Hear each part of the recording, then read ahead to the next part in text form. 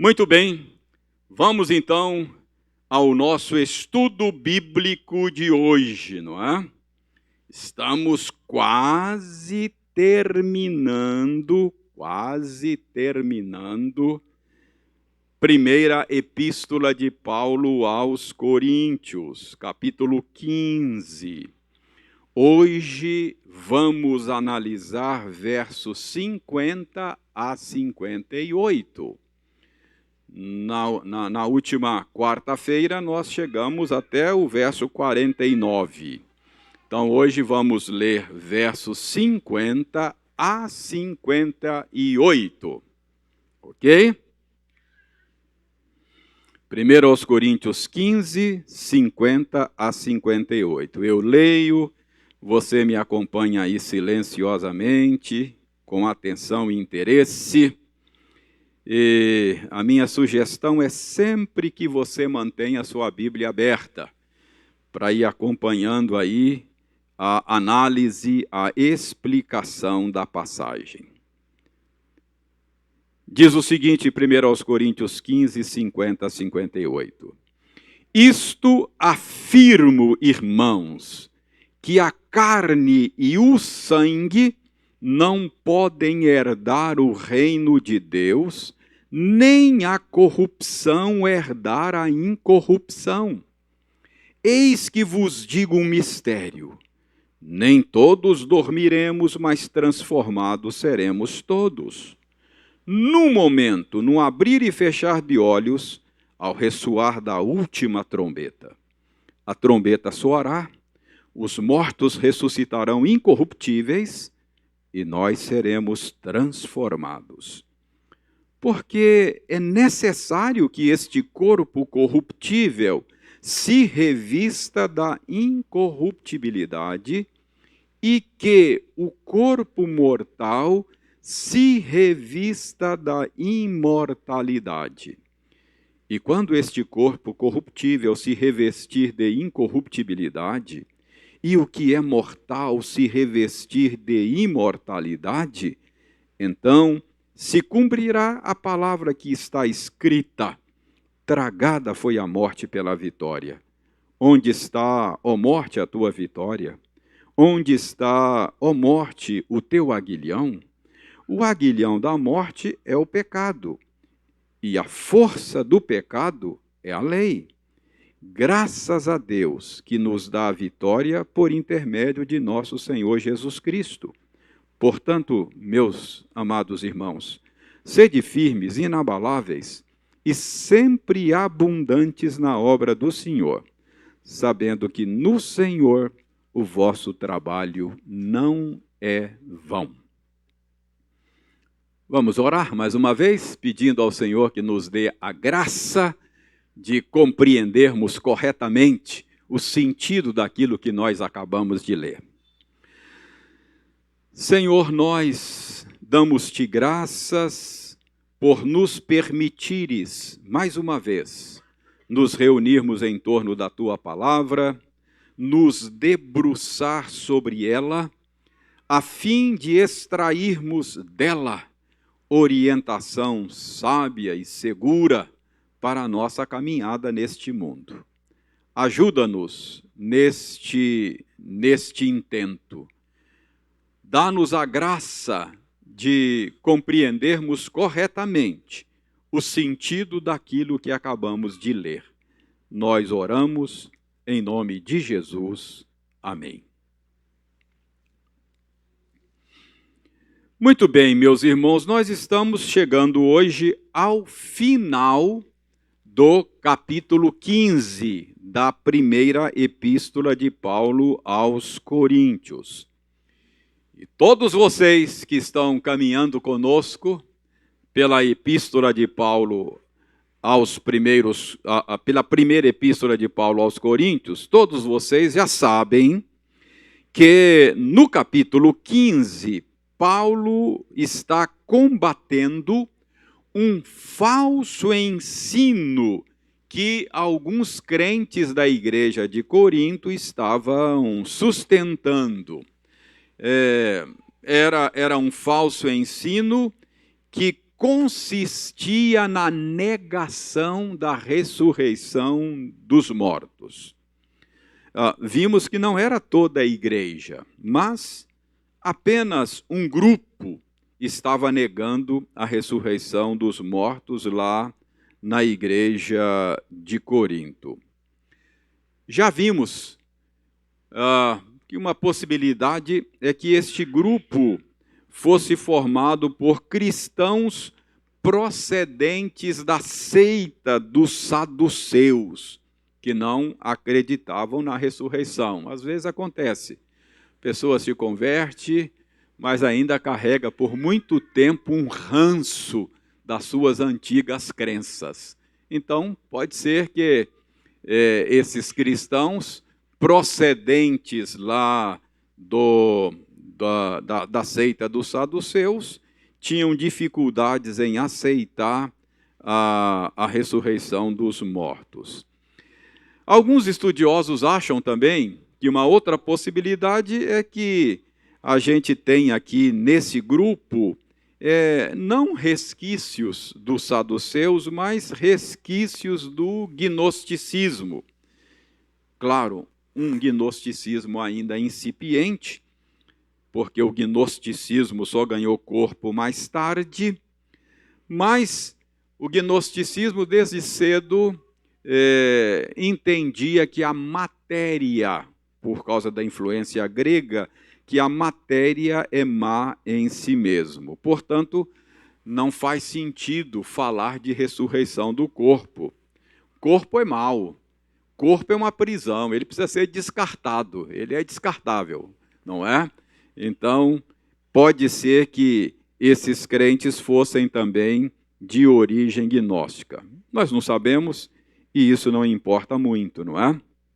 Qualquer que fosse o caso, o fato é que Paulo estava combatendo a negação da ressurreição dos mortos. Se você vem acompanhando a análise desse capítulo, você se lembra que no início do capítulo, Paulo mostrou que a ressurreição dos mortos é um ponto central para a fé cristã.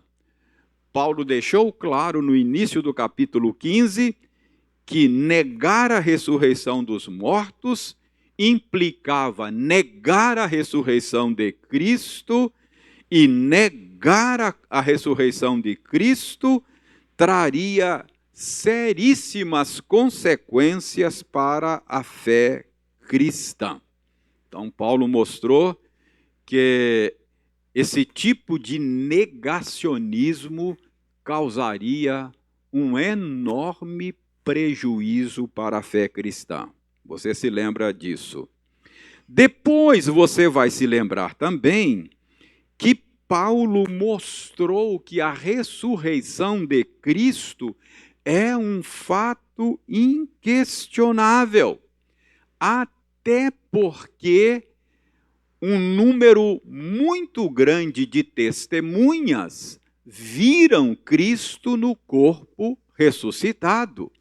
E Paulo diz que algumas destas testemunhas ainda viviam quando Paulo escreveu esta carta e, portanto, poderiam ser arguidas. Então, Paulo mostra também no capítulo 15 que a ressurreição de Cristo é um fato inegável, inquestionável. Depois, nós vimos, já agora na última semana, nós vimos que a certa altura Paulo mostrou que a decomposição do nosso atual corpo não inviabiliza a ressurreição.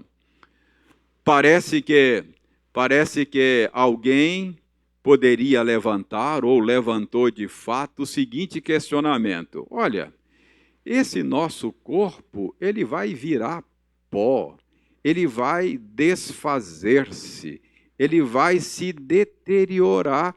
E como é que você fica falando aí que há ressurreição do corpo?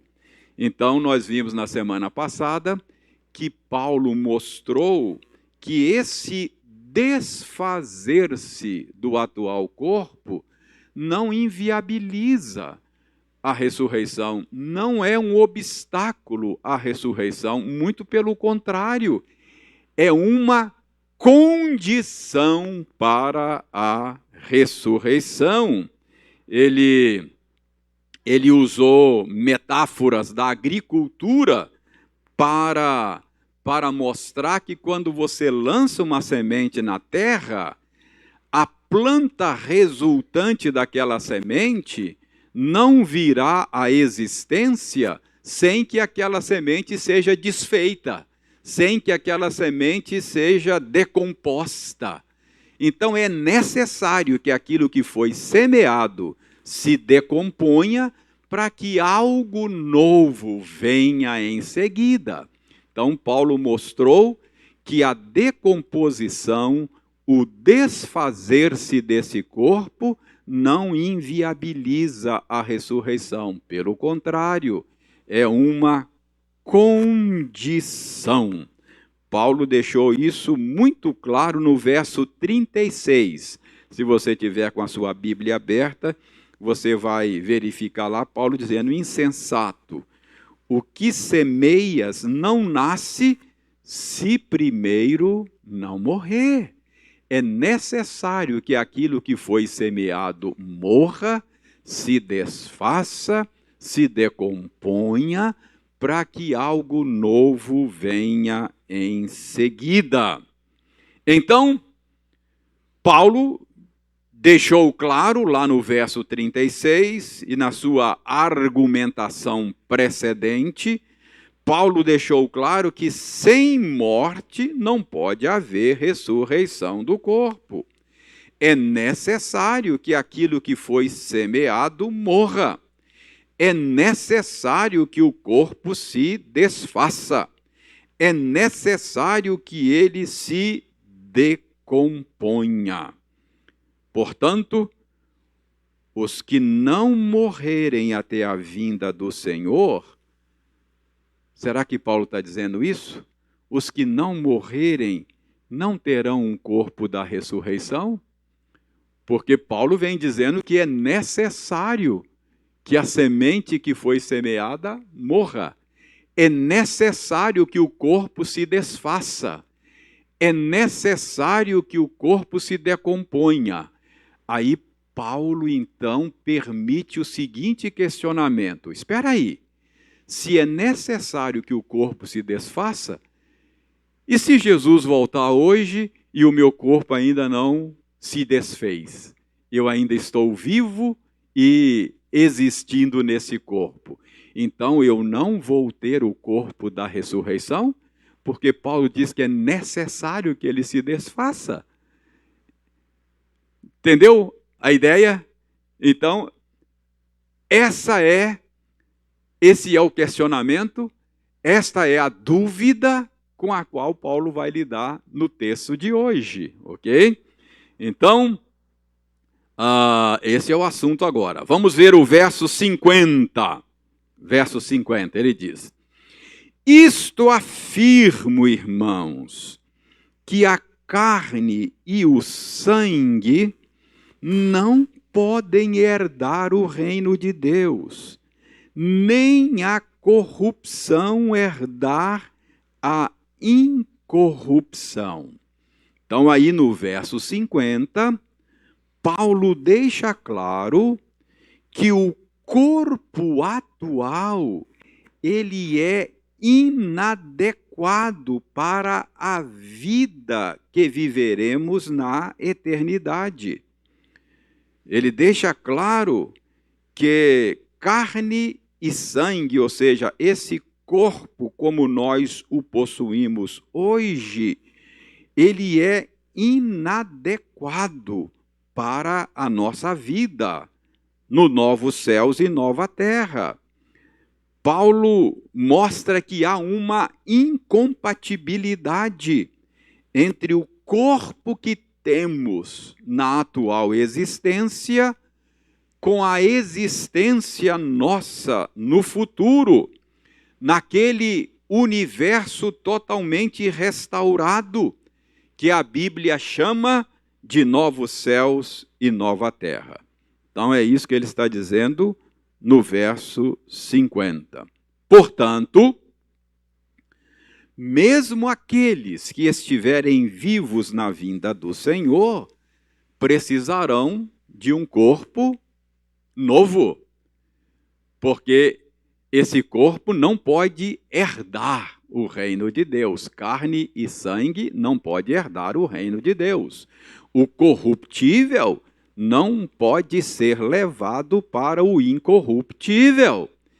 Então, esse corpo não é o corpo adequado para a nossa existência na eternidade. Então, mesmo aqueles que não morrerem até a vinda do Senhor, precisarão receber o corpo da ressurreição.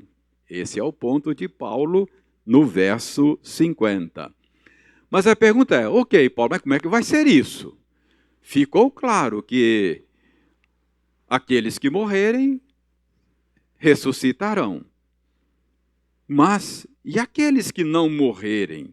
Como será isso? Paulo responde no verso seguinte, verso 51. Paulo diz: eis que vos digo um mistério. Nem todos dormiremos, mas transformados seremos todos. Aqui você precisa compreender que Paulo está usando aqui um eufemismo. Tem muita gente que acaba interpretando mal essa figura de linguagem que a Bíblia às vezes usa. Muita gente, ao ler esta figura de linguagem, acabam concluindo erradamente que a Bíblia esteja ensinando aquilo que ficou conhecido como o sono da alma.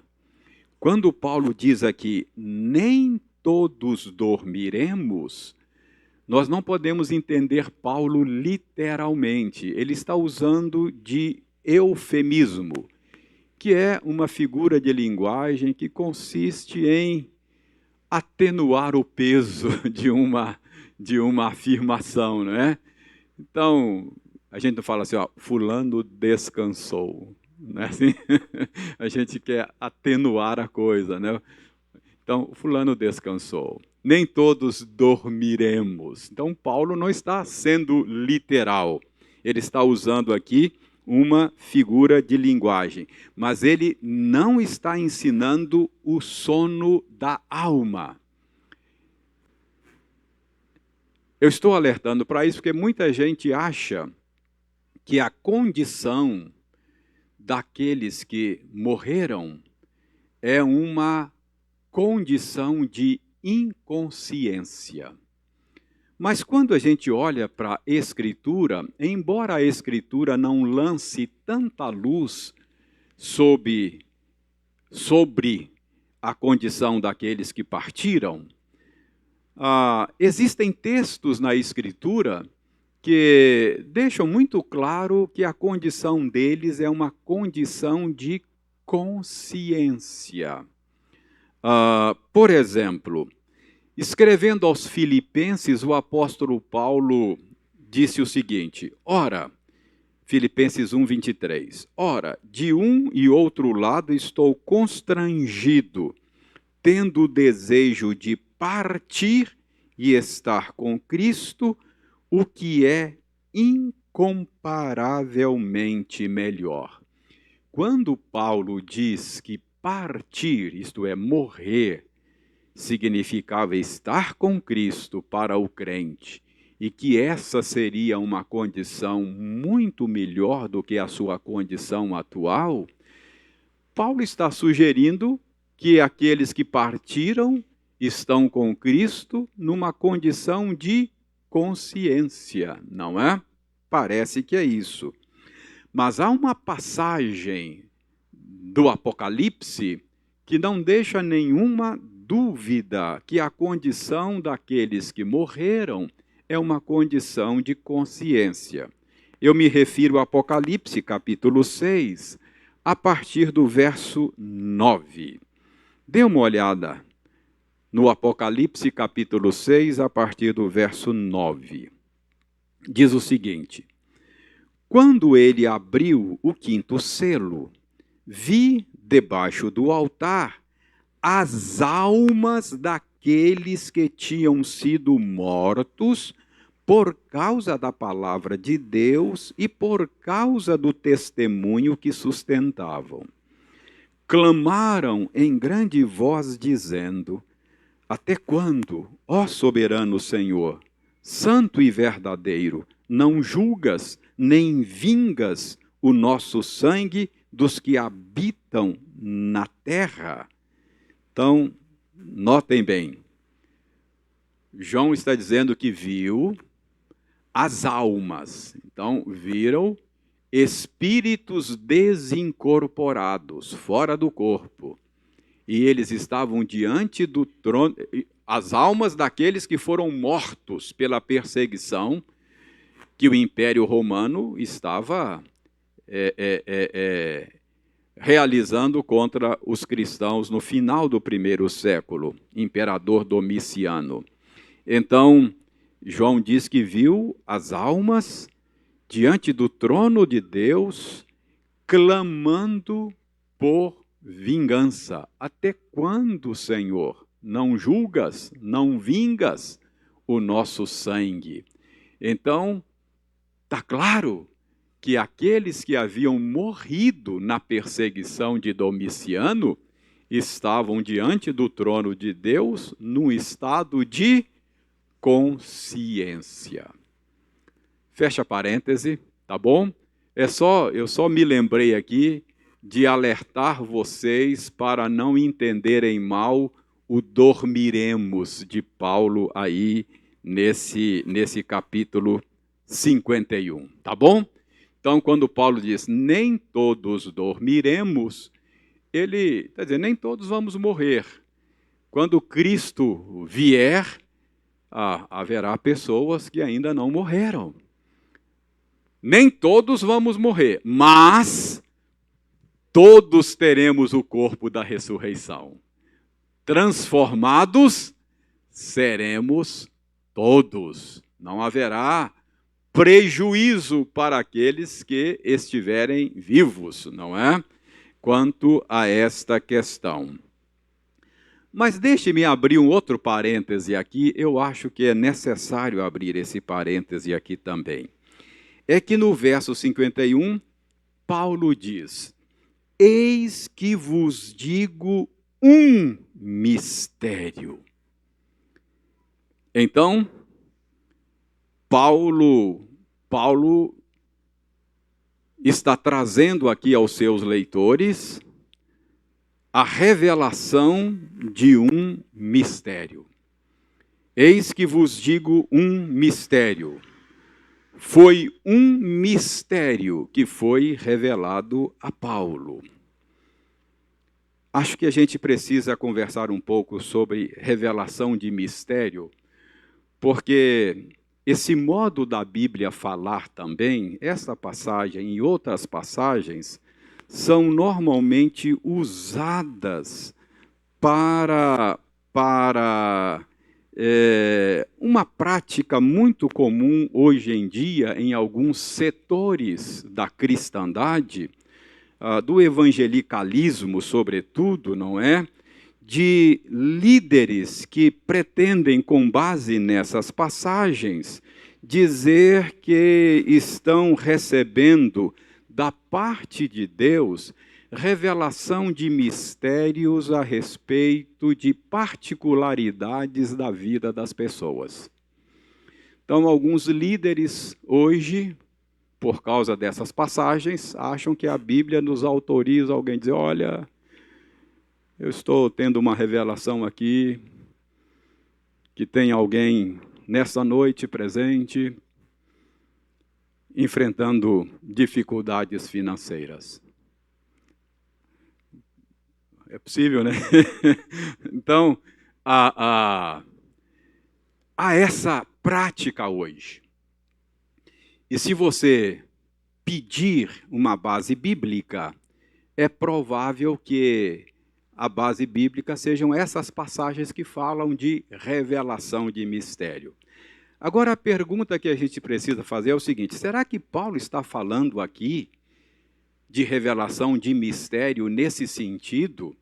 Será que revelação de mistério que Paulo fala aqui é a respeito de descobrir coisas particulares ou particularidades da vida das pessoas? Irmãos, eu creio que está muito claro que não é isso. É muito importante a gente compreender a natureza desta revelação de mistério a qual Paulo está se referindo aqui, não é? A primeira coisa que precisa ficar claro aqui é que a revelação de mistérios na Escritura normalmente está relacionada com a revelação de verdades a respeito do plano eterno de salvação, e não revelação de particularidades da vida das pessoas. Então, quando a Bíblia fala que houve um mistério que estava oculto e agora foi revelado, tem a ver não com a particularidade da vida das pessoas, mas tem a ver com as etapas do plano eterno que Deus está executando na história. Entendeu? Então, isso fica claro. É que o plano de Deus, ele foi sendo revelado gradativamente ao longo dos séculos. É aquilo que a gente chama de progressividade da revelação. O processo de revelação foi progressivo, não é?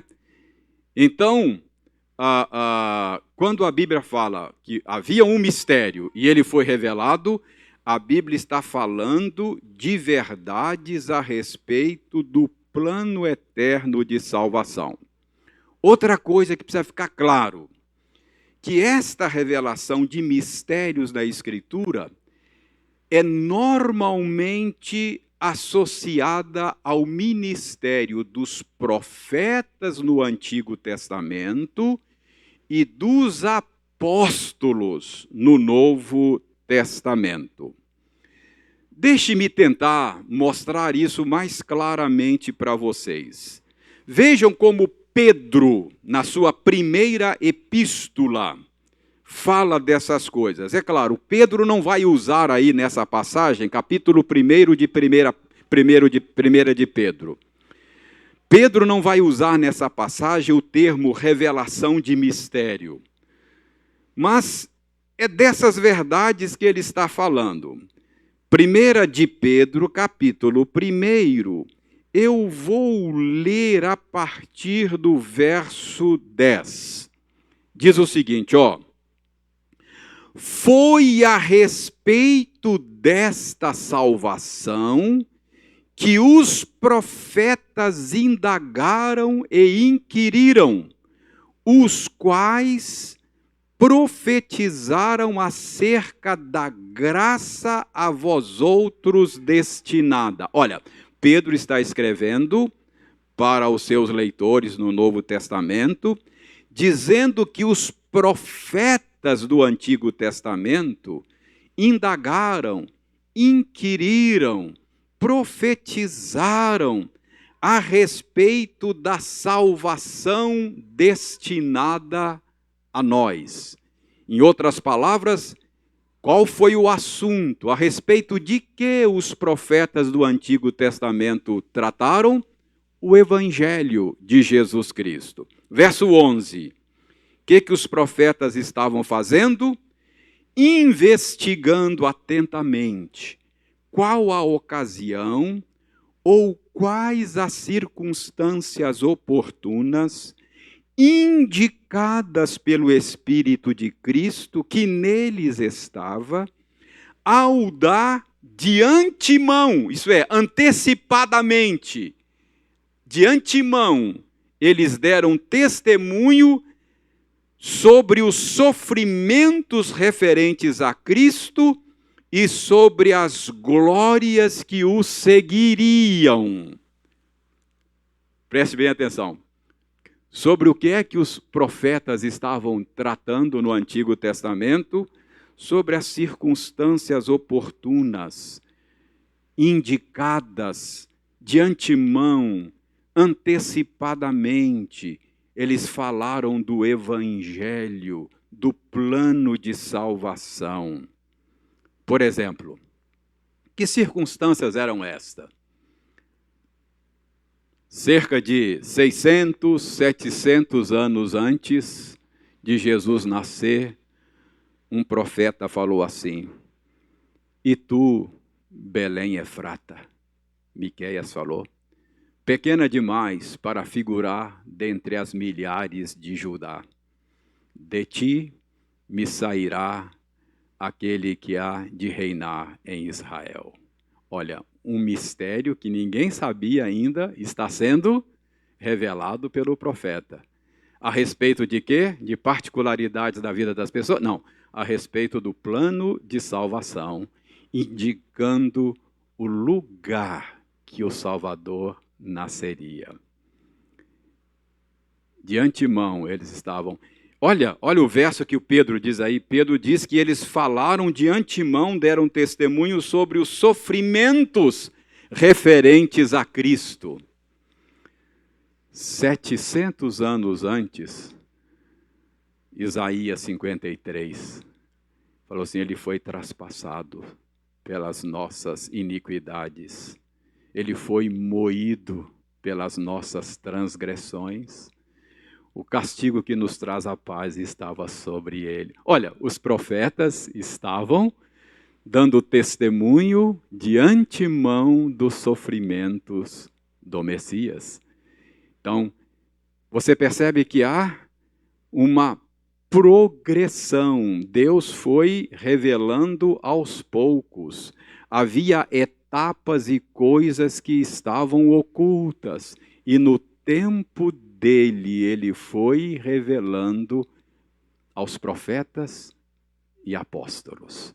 É a progressividade da revelação, não é? Agora, quando chega no Novo Testamento, Deus continua revelando estes mistérios aos apóstolos. Abra Romanos 3. Abra Romanos 3, 21. Abra Romanos 3, 21. Diz assim, ó: mas agora, sem lei, se manifestou a justiça de Deus, testemunhada pela lei e pelos profetas. Preste atenção, é muito importante isso aqui.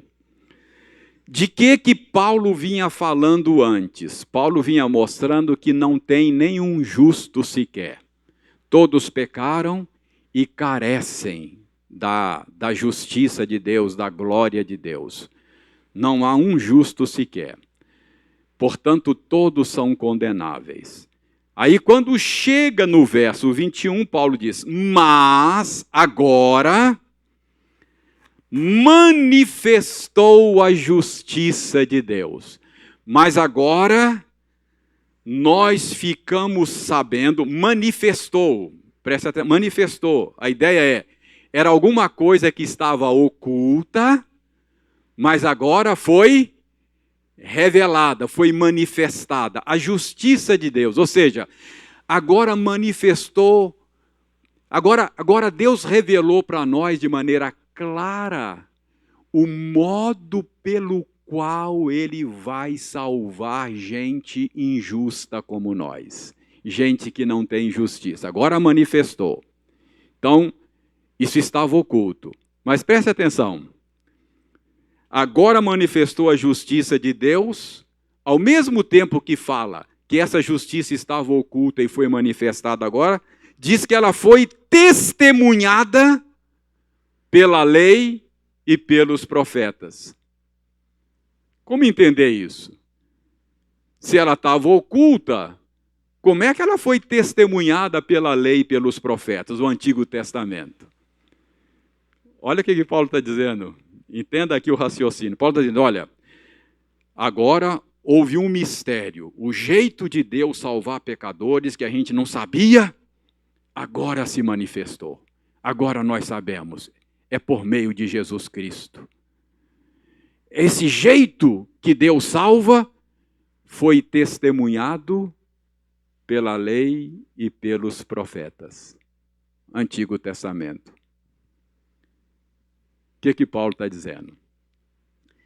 No Antigo Testamento havia pistas. Não estava claro. Havia pistas. No Antigo Testamento, Deus se revelou como aquele que não inocenta o culpado. No Antigo Testamento, Deus providenciou um jeito de receber o culto de Israel. No Antigo Testamento, Deus instituiu um sistema sacrificial que matava animais. Tudo isso era pistas do jeito que Deus salvaria o seu povo. Então, a justiça de Deus estava sendo testemunhada lá, mas não tão claramente. Mas agora ficou claro. Eis o Cordeiro de Deus que tira o pecado do mundo. Aqueles cordeirinhos lá atrás eram apenas pistas. O verdadeiro Cordeiro de Deus é Jesus Cristo. Entendeu? O que eu estou querendo mostrar para vocês aqui é que há uma progressão. Deus não... muita coisa permaneceu durante muito tempo em mistério, não é? Em mistério. É isso que Paulo está dizendo aí agora, não é? Muita coisa, tem muito texto aqui, eu não vou nem ficar mostrando para vocês não, porque há muita coisa aqui. Vamos voltar aqui no verso... Me perdi aqui. É isso que Paulo está dizendo aí no verso 51. Então volte lá para 1 Coríntios 15, 51. Eis que vos digo um mistério. Ninguém sabia como é que os que estiverem vivos vão receber o corpo da ressurreição. Mas Deus revelou isso de alguma maneira a Paulo. Paulo diz, eis que vos digo um mistério. Nem todos dormiremos, mas transformados seremos todos. Então foi por meio da revelação de um mistério. E aí você pergunta assim, Paulo, como é que vai ser isso? Como é que aqueles que estiverem vivos receberão um corpo da ressurreição? Ele responde no verso 52. O que diz o verso 52? No momento, num abrir e fechar de olhos, ao ressoar da última trombeta, a trombeta soará, os mortos ressuscitarão incorruptíveis e nós seremos transformados. Curioso que Paulo usa o pronome pessoal na primeira pessoa, né? Nós seremos. Acho que ele esperava que Cristo voltaria enquanto ele estivesse vivo, não é? Fala, nós seremos transformados, nós os que estivermos vivos, não é? Então, nós seremos transformados. Entenderam? Paulo, por revelação de Deus, ninguém sabia disso até então. Isso era um mistério. Estava oculto, não é? Mas Deus deu a conhecer essa verdade aos seus apóstolos. Mais uma etapa, mais um ponto obscuro do seu plano ficou claro. Quando Cristo voltar, os que estiverem vivos receberão também o corpo da ressurreição por meio da transformação que acontecerá num piscar de olhos. Imediatamente, né? Um piscar de olhos é a ação mais rápida que o pessoal lá conhecia nessa época, não é? Por que será assim? Verso 53, ele dá a razão. Porque é necessário que este corpo corruptível se revista da incorruptibilidade e que o corpo mortal se revista da imortalidade.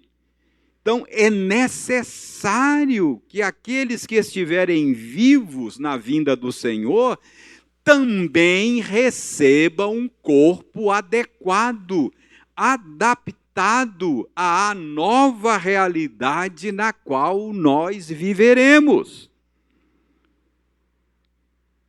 E no verso 54, nós vemos de onde Paulo tirou a revelação desse mistério, não é? Verso 54, ele diz, e quando este corpo corruptível se revestir de incorruptibilidade, e o que é mortal se revestir de imortalidade, então se cumprirá a palavra que está escrita: tragada foi a morte pela vitória. Deus deu a Paulo o entendimento de passagens do Antigo Testamento que ninguém tinha percebido ainda. A revelação desse mistério tem uma natureza interpretativa. Paulo está dizendo aqui, que isso vai acontecer em cumprimento de textos do Antigo Testamento. Ele diz, porque a palavra que está escrita, tragada foi a morte pela vitória. O que Paulo está citando? E que textos são esses? Oséias 13:14. Isaías 25:8. São textos que Paulo interpretou e chegou a essa conclusão por revelação de Deus. Oséias 13:14 diz o seguinte: eu os remirei do poder do inferno e resgatarei da morte. Onde estão, ó morte, as tuas pragas?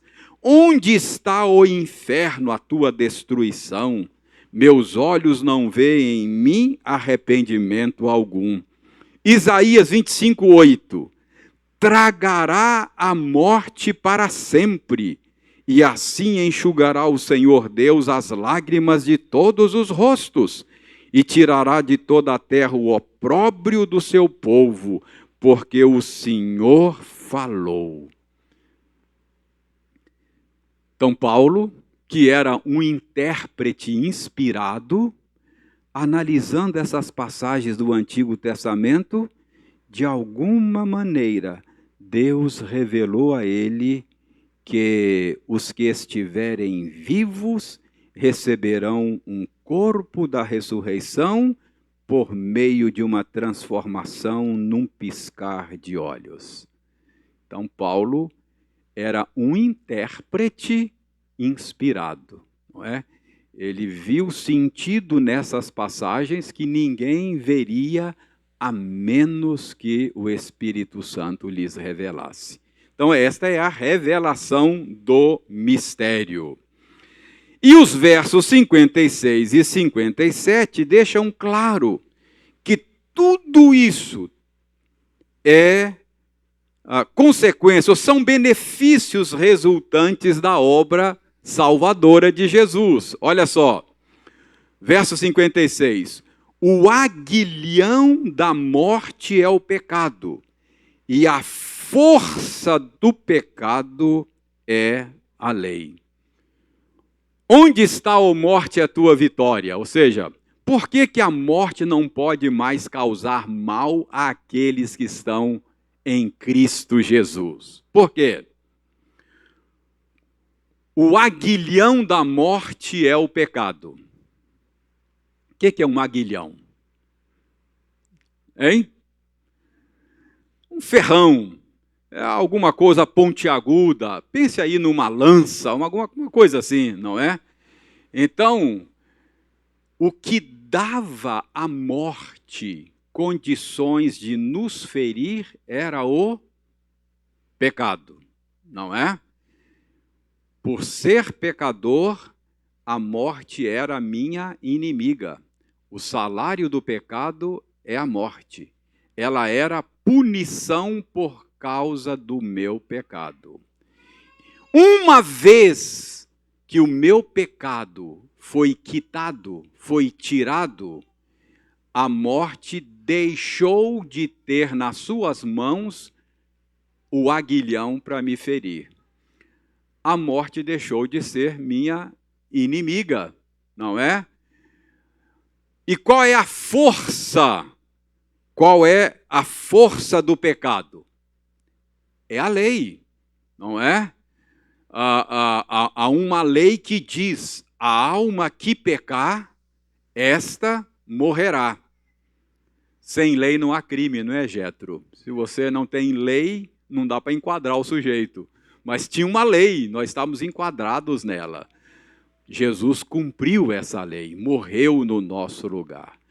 Portanto, a experiência de morte do crente deixou de ser uma coisa apavorante, porque não tem mais pecado, a lei foi satisfeita, o crente pode dizer: a morte se tornou minha amiga. É minha amiga. Ela agora não me coloca mais frente a frente com o juiz que vai me condenar. Ela me coloca nos braços do meu Pai. Vinde, benditos, não é? A Bíblia diz que preciosa é aos olhos de Deus a morte dos seus santos. É voltar para casa. Percebe o que Jesus fez com a morte? Tornou uma experiência doce. Aquilo que era feio, horrendo, horripilante. Por isso é que o crente encara a morte de maneira diferente, por causa do que Jesus Cristo fez. Então, para terminar, verso 58. Portanto é uma conjunção conclusiva. Paulo vai concluir. O que é que Paulo falou ao longo desse capítulo? Que a morte foi vencida, que ela não tem a última palavra, que tem ressurreição e que nós vamos viver num corpo novo com o Senhor para todo sempre. Portanto, à luz de tudo isso, sede firmes, sempre abundantes na obra do Senhor, porque no Senhor o vosso trabalho não é vão. Se tem ressurreição dos mortos, aquilo que estamos construindo e realizando no Senhor, na força do seu poder, vai ficar por toda a eternidade. Não será vão. A Eliane sempre fala assim que trabalho de dona de casa é muito desencorajador. Desanima, ela fala, desanima. Não dá tempo nem de você curtir, é de curta duração. Você arruma a casa, arruma a cozinha, arruma tudo, daí a pouco está tudo desfeito de novo. Ela diz, desanima. É de curta duração aquilo que a gente faz, não dá nem para curtir, não é? O que Paulo está dizendo aqui é aquilo que nós estamos realizando no Senhor, é de duração eterna, vale a pena. Vai ficar para todo sempre. No Senhor, o nosso trabalho não é vão. Nós estamos construindo algo que vai ficar por toda a eternidade. Portanto, meus amados irmãos, sejam firmes, inabaláveis, sempre abundantes na obra do Senhor, sabendo o quê? Que no Senhor aquilo que estamos construindo vai ficar por toda a eternidade. Que Deus nos abençoe e que a ressurreição do corpo seja, de fato, a nossa esperança.